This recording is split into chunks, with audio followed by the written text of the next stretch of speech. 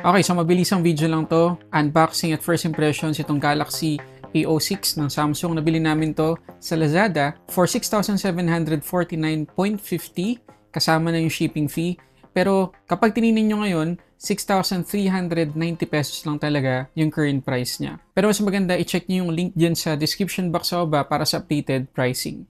So unbox muna natin. So ito guys, ang mismong box na natanggap namin nung dineliver sa amin at very well packaged naman at buong buo yung Lazada seal sa buong palibot ng box. Balot na balot din sa bubble wrap yung mismong box ng Samsung A06 kaya pristine yung condition overall. Paghatak natin sa sleeve, yung Galaxy A06 na nakabalot sa manipis na telang papel yung makikita natin. Yung nandito nga pala sa atin na colorway ay blue or light blue.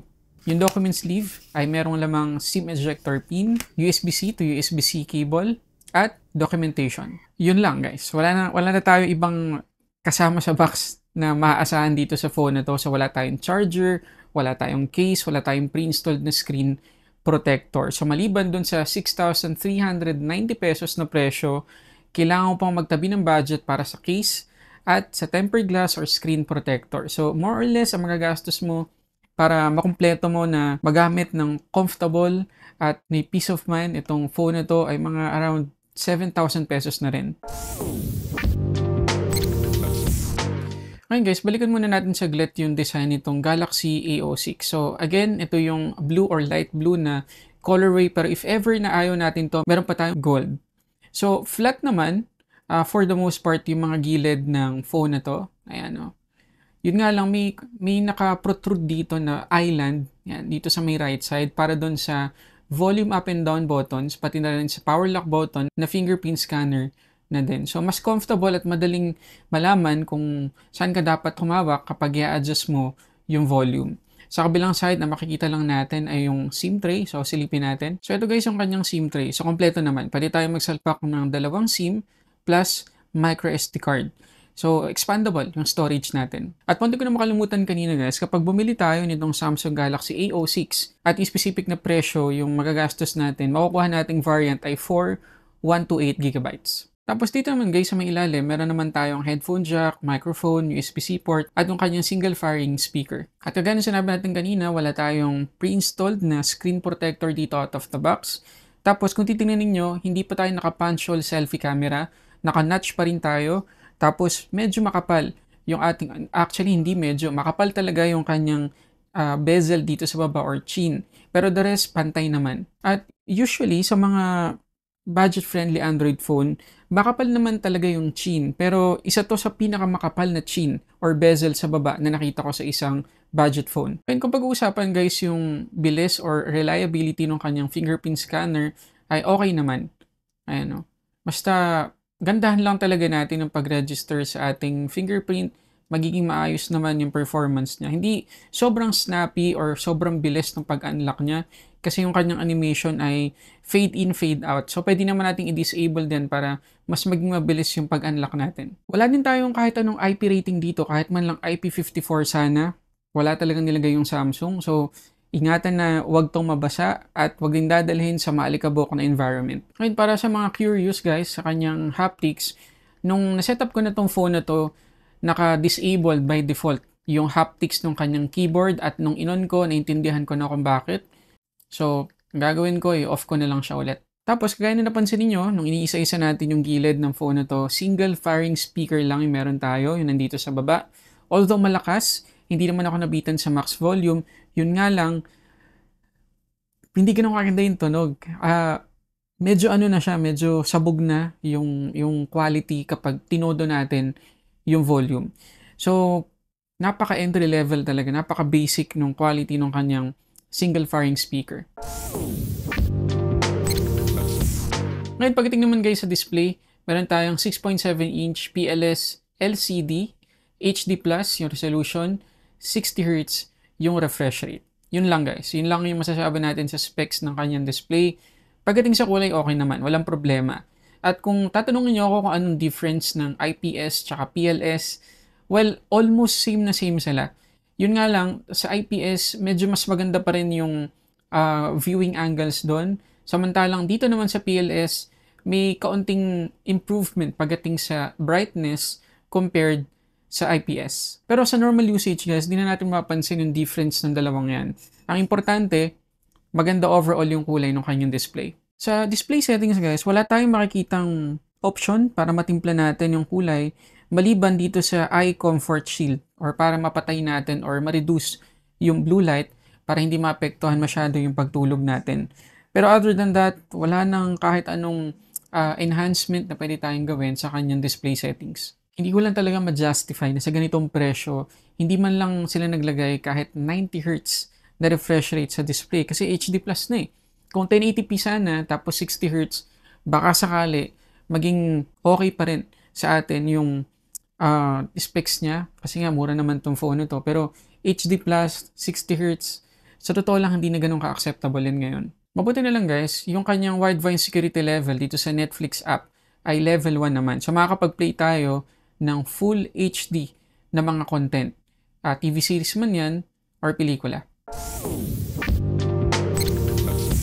Ngayon dito naman tayo guys sa kanyang performance. So naka One UI 6.1 tayo dito na skin on top of Android 14. Helio G85 yung ating chipset, 4GB yung ating RAM, plus additional na 4GB virtual RAM. 128GB na yung ating internal storage pero eMMC 5.1 yung kanyang storage type. Okay, upon checking guys, dito sa About Phone, sa software information, yung kanyang Android version na Android 14 ay hindi Go Edition. Sinabi ko na to before na kung ganito lang naman yung specs at performance ng entry-level phone, lalo na sa Samsung na medyo mabigat talaga yung One UI, dapat Go Edition at light version ng One UI yung ilalagay nila. Pero hindi, full version ng Android at full-blown One UI yung inilagay nila. So, makakaramdam talaga tayo ng medyo sluggish na performance dito. Pero ito guys ang good news. Ipinapangako ng Samsung sa atin na itong Galaxy A06 ay makakatanggap ng 2 major Android upgrades. So makakatanggap to up to Android 16 at meron tong 4 years na security patches. Doon naman sila bumawi. So pwede nating ma-expect na gaganda, mag-i-improve yung performance ng phone ito sa mga darating na buwan o taon kasi nga matagal-tagal yung software update na ibibigay nila dito. At yan siguro yung isang reason kung bakit medyo madami tayong nakikitang compromises pagdating sa specs niya. Pero nasa 6,400 pa rin yung presyo. So tingnan natin ang Antutu scores. So ito guys, sinukuha nating score kapag naka-on or kapag ginamit natin yung kanyang memory extension or virtual RAM, 252,675. Medyo tumaas ng kaunti kapag naka-off yung kanyang virtual RAM, 252,895. Pero hindi pa rin ganun kalayo yung difference kapag ginamit natin yung virtual RAM. So I suggest, gamitin nyo na lang. Halos wala din namang epekto or pagbaba ng performance na may experience. Ngayon dito naman sa wildlife stress test, makikita ninyo maganda yung kanyang battery performance kasi 2% lang inabawas sa kanyang battery after yung test. Tapos 4 degrees lang nidagdag sa thermals niya or temperature. So masasabi natin na magiging maganda naman yung battery performance at thermals nitong A06. Ngayon pagdating guys sa gaming, hindi ko na kayo i-encourage na mag-games dito sa phone na to kasi mapapansin niyo dito sa Asphalt, umpisa pa lang ng game, may nakita na ako mga glitches na nangyayari during, actually sa buong game, may mga pasulpot-sulpot na mga glitches. Tapos, ang dami kong na-experience na frame drops or lag. So, hindi kayo mag-e-enjoy sa paglalaro dito sa phone na to kasi yung Helio G85, hindi talaga malakas na chipset yan at hindi na rin yan bago.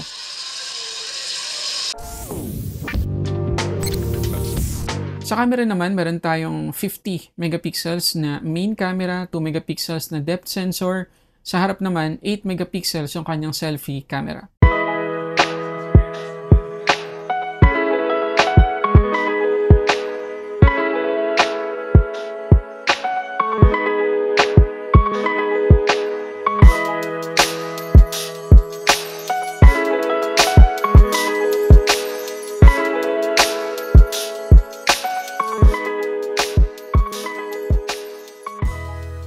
Okay, so ito guys yung 1080p 30 frames per second na video recording dito sa 8 megapixels na selfie camera nitong Galaxy A06 ng Samsung.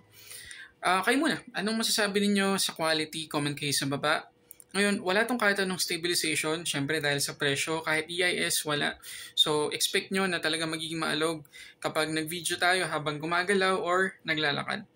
Ngayon, kung pag-uusapan ng quality, naka-off lahat ng filters, kasama na rin yung smoothness, naka-zero. So, eto na yun, yung ano niya talaga, yung natural na quality niya. Medyo noisy. Mag-grainy siya, makikita ninyo sa mga dark areas na merong noise na nangyayari. Pero pagdating sa kulay, okay naman siya. Hindi na ganun kasama. So, kung video conference yung paggagamitan natin ito, okay na rin. At kung sakaling gagamitin natin to outdoor, magiging maganda pa dito yung quality. So, yun lang naman. Comment kayo sa baba, ano masasabi nyo. Ito guys, yung 1080p 60 frames per second na video recording dito sa main camera nitong Galaxy A06. Ayan. Meron ako napapansin sa kanyang struggle minsan sa autofocus. So, try natin ngayon lumapit sa isang subject. Okay naman. Mabilis naman yung autofocus. Siguro kanina lang yun. Medyo nag-lag siya. Ayan. Okay. So, wala din tayong kahit anong stabilization dito. So, ito yung 1x. Yan naman yung 2x. Ayan. Try natin isagad yung virtual zoom. Ayan. Digital zoom pala, sorry. Ayan. Kita naman or nababasa pa rin ng mga keycaps. Pero talagang maalog na tayo. Ayan. Balik ko sa 1x. Okay. So, anong comment nyo guys? Sabihin nyo lang dyan sa baba. At panghuli guys, yung kanyang battery, meron tayo ditong 5,000 mAh na capable sa 25 watts na fast charging. Ngayon, sinubukan ko guys na i-charge itong Galaxy A06 sa power bank namin na mayroong power delivery. Tapos, ano lang siya, umabot lang siya ng mga 14.8 watts. Pero ang weird kasi medyo bumaba siya bigla to 3.3 something na watts. Pero saglit lang naman. Tapos babalik siya ulit dun sa 14 point something na bilis. So, hindi ko siya napaabot dun sa 25 watts na speed. Siguro, kailangan tayong bumili ng Samsung charger talaga na ganun yung speed. Pero, yun nga, nung gumamit ako ng power bank na mabilis naman yung output wattage, hindi ko siya napaabot dun sa 25 watts. Kahit naka-USB-C, naka-USB-A ako, same na same lang yung nakuha kong speed. So, ito guys yung result ng charging speed.